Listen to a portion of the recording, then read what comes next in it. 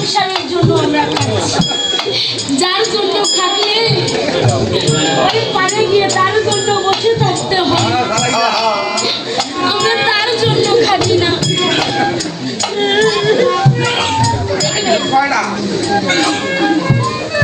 মেয়েদের কথা বলছি।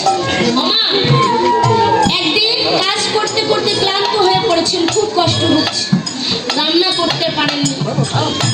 সময় মতো যদি সন্তানকে স্বামীকে খাওয়াতে না পারেন, দেখবেন তারা বাড়িতে এসে ভালো করে কথা বলবে। ও বাবা, প্রতিদিন নিয়ত মতো কাজে যাবেন, নিয়মিত, কিন্তু একদিন যেতে পারবেন না। যদি অসুস্থ হন, একদিন 2 দিন ঘরে বসে থাকতে পারবেন।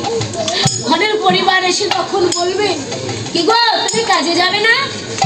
আপনি যদি বলেন আমার শরীরটা ভালো নেই, ঠিক আছে তুমি শুয়ে থাকো। একদিন 2 দিন 3 দিন, পরের দিন আর ওই ঠান্ডা মেজাজে কথা বলবে। পরের দিন গলাটা একটু চড়া হয়ে যাবে, কি গো এভাবে বসে থাকলে কি আর সংসার চলবে? এই সংসারের জন্য খাচ্ছি, যে সংসারের জন্য খাটলে, যার জন্য খাটলে ওই পাড়ে ঘাটে গিয়ে বসে থাকতে হয় না, তার জন্য খাটি না।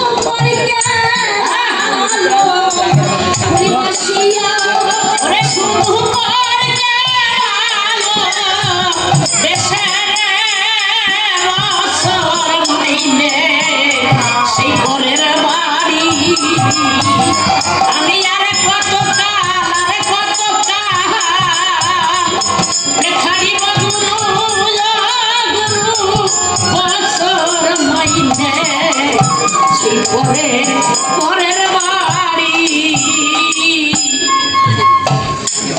ও দাদা, তুমি আমাকে আরো এই আশীর্বাদ করে দাও, যত দুঃখ আছে, যত কষ্ট আছে,